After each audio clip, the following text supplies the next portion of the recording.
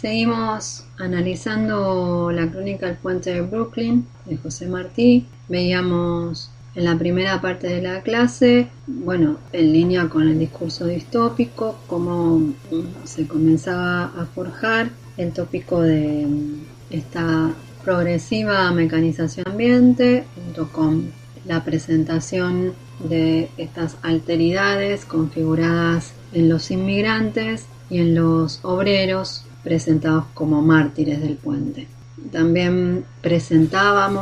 hacíamos una introducción del puente como símbolo del proceso de modernización norteamericano, y en eso nos vamos a detener en este audio, porque el puente como símbolo de lo que para Martí es el proceso de modernización implica sobre todo una impronta, un matiz que involucra una categoría que nosotros y nosotras ya veíamos en Coney Island, que es la de lo portentoso, es decir, esta caracterización que involucra lo singular, lo extraño, y que por su novedad, como lo define la RAE, causa admiración, terror o pasmo. Tiene que ver con lo que luego vamos a desarrollar en Carpentier, tiene que ver entonces con la categoría de lo sublime, es decir, como una entidad, algún paisaje, en este caso un paisaje cultural, el puente de Brooklyn, y no solo el puente, sino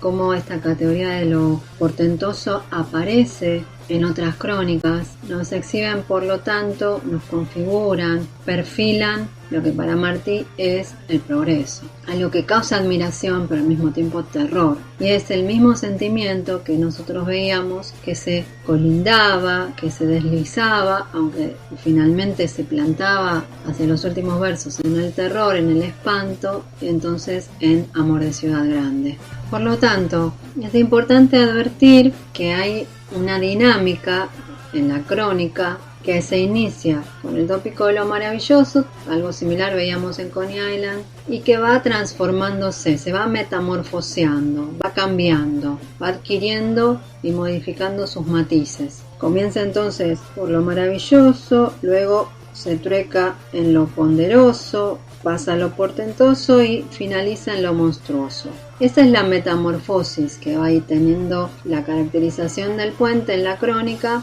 jugando además con también el tópico de la apariencia, es decir, algo que en una primera instancia parece ser magnánimo, hasta divino, vamos a leer el fragmento, luego pasa a ser finalmente un monstruo que requiere víctimas. La escritura martiana se plantea entonces como una escritura que desengaña, que tiende a desengañar a este electorado hispanoamericano fascinado, este electorado hispanoamericano que tiene como paradigma, como modelo de modernización a los Estados Unidos. En el audio anterior presentábamos, a partir de los símiles, como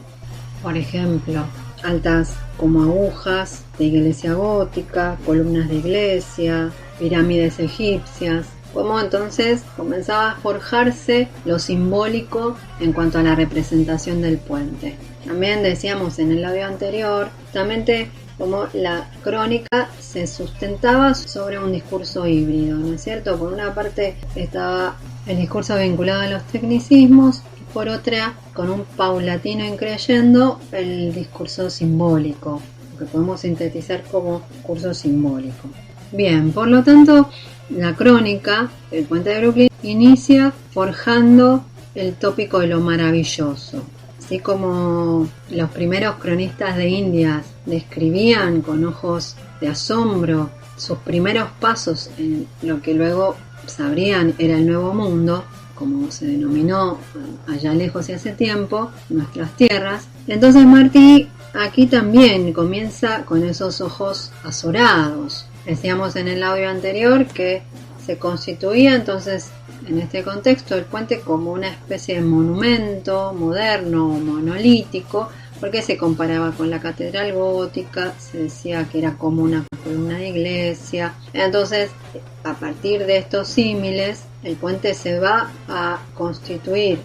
primero uniendo lo alto y lo bajo, y por otra parte también de algún modo se va a animizar, se le va a dar vida y se va a divinizar. Eso lo podemos leer en la página 270, siempre rozando el discurso de la ironía, ¿no es cierto? Dice, parecen los dos arcos poderosos abiertos en la parte alta de la torre, como las puertas de un mundo grandioso que alegra el espíritu. Se sienten en presencia de aquel gigantesco sustentáculo, sumisiones de agradecimiento, consejos de majestad, y como si en el interior de nuestra mente, religiosamente conmovida, se levantasen cumbres. ¿No es cierto? Cómo resuenan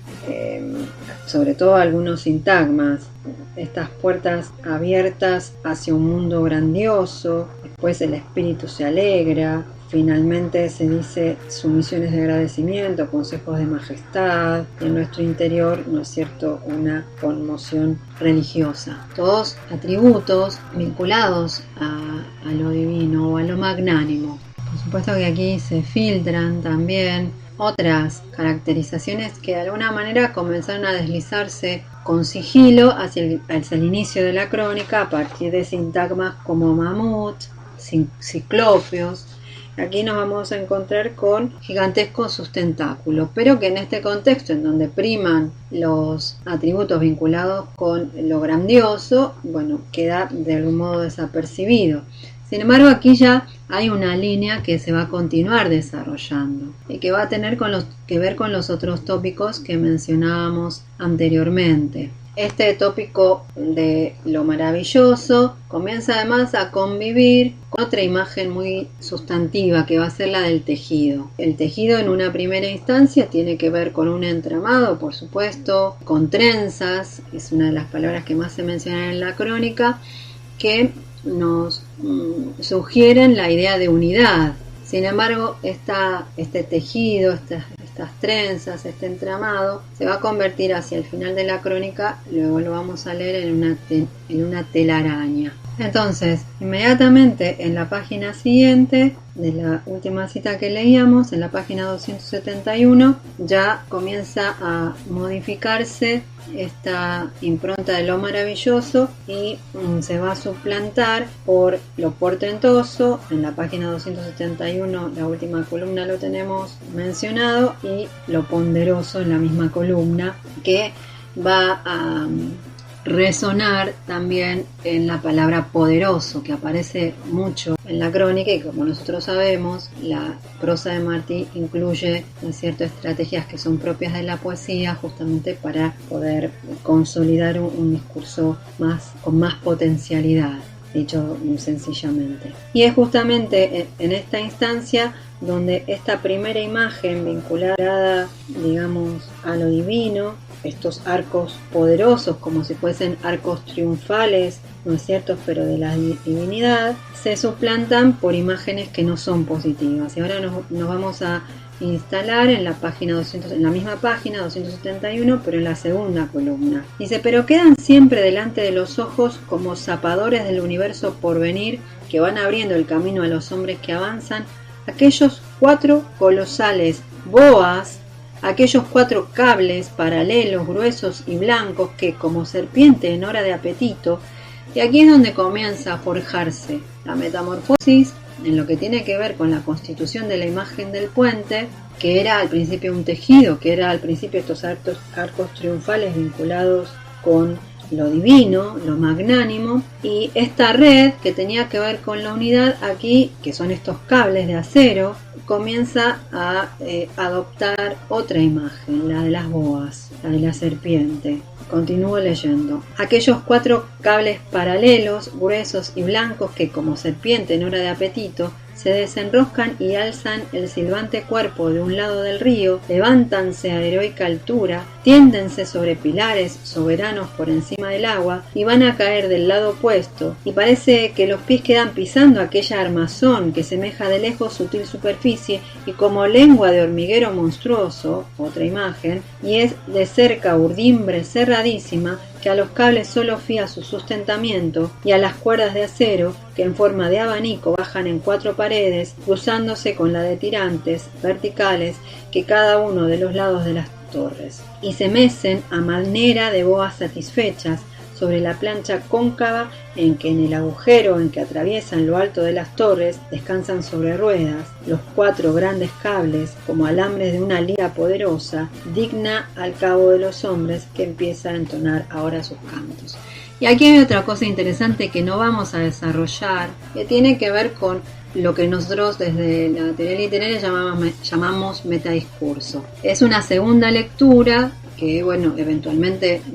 podemos hacer, y tiene que ver con una reflexión y una autorreferencialidad constante, un foco puesto en el propio discurso, en la propia escritura, podríamos decir. La menciona a la lira, luego se va a comparar el puente, ¿no es cierto?, con distintas instancias que tienen que ver con el proceso de escritura, por ejemplo, cuando se habla de los guiones. Son imágenes que podríamos enhebrar y enlazarlas con una reflexión sobre la propia escritura, porque justamente esto también caracteriza al modernismo hispanoamericano, y es una reflexión sobre el locus, sobre el lugar y sobre la entidad de la propia escritura en esta nueva organización de los saberes, como veíamos en los primeros teóricos sobre José Martí. Esta escritura entonces se va a sostener el sujeto de la enunciación, que va a, justamente como estas trenzas,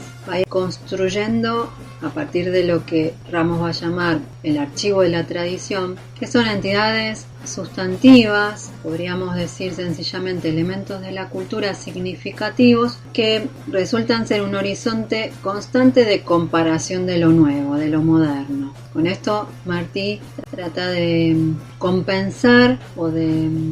suspender esta fugacidad propia de los tiempos modernos, tejiendo entonces una continuidad en el tiempo. La naturaleza también, como veíamos en Coney Island, va a ofrecer un orbe constante, permanente, estable, frente a la fugacidad y el constante cambio de la modernidad. Pero bueno, volvamos. Fíjense cómo en este largo párrafo hay imágenes fundamentales, ¿no? Y como el tejido, esta red que tiene que ver con la unidad, como hemos dicho varias veces, ahora son boas, serpientes en hora de apetito, boas satisfechas, lengua de hormiguero monstruoso. Entonces estas imágenes, metáforas, algunas de ellas, símiles otras, van adquiriendo y van transformándose en este tópico de lo monstruoso que cierra la crónica. En la cita que leíamos de la página 273, cuando hablábamos de los obreros como mártires, parafraseando a Martí, nos encontramos con diversas imágenes que tenían que ver justamente con este tópico de lo monstruoso, o por lo menos con este proceso o esta estrategia de animización de la máquina. Aquí en realidad va a hablar del proceso de construcción de los cimientos, y justamente la labor que los obreros tenían que realizar, como hemos escuchado, y justamente en este relato va a mencionar, voy a retomar esa cita, que dice que en incesantes paletadas echan en los pozos los excavadores para que luego, al encajar con ruidos de cadenas sus fauces abiertas en la abertura profunda, la draga famélica las trague, cerrando de súbito los maxilares poderosos, y las saque, cajón y torre arriba, al aire libre. Hay evidentemente un paralelo entre aquellas boas satisfechas que luego en la página 274 van a reaparecer, la vamos a escuchar, y esta draga famélica, ¿no es cierto?, estos maxilares poderosos, estas fauces abiertas que siguen configurando lo monstruoso. Esta red del principio de la crónica, las trenzas, imagen de los cables, que parecían tender a la unidad, en la página 274 se van a transformar en la telaraña, como les dije hacia el inicio de este audio, porque, por ejemplo, vamos a leer un fragmento de la página 274 en la primera columna que dice: y los cables, los boas satisfechos, ¿qué araña urdió esta tela de margen a margen por sobre el vacío? Y es inmediatamente luego de que habla de los mártires hermosos, que son los trabajadores, ¿no es cierto? Los obreros que perdieron su vida en la construcción del puente. Nos acompañó en esta segunda parte del teórico del 22 de septiembre del 2021 la misma pista que en la primera parte, que es Guantanamera Resonante, ejecutado, cuya performance la realizó Caja de Resonancia, un programa de percusión latina de la Secretaría de Cultura de Florencio Varela, a quienes les agradecemos mucho que nos hayan facilitado la melodía para acompañar este teórico.